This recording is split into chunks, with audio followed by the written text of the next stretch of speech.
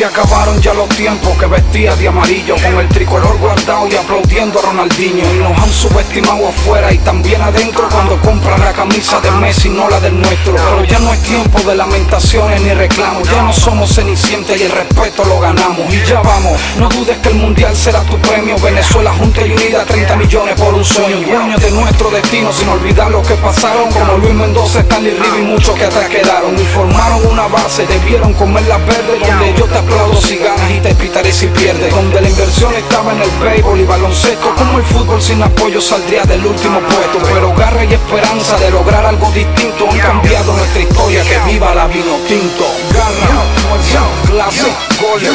En mi nación grito con emoción. Goles, clase, fuerza, garra. Es Venezuela arriba la selección. Garra, fuerza, clase, goles.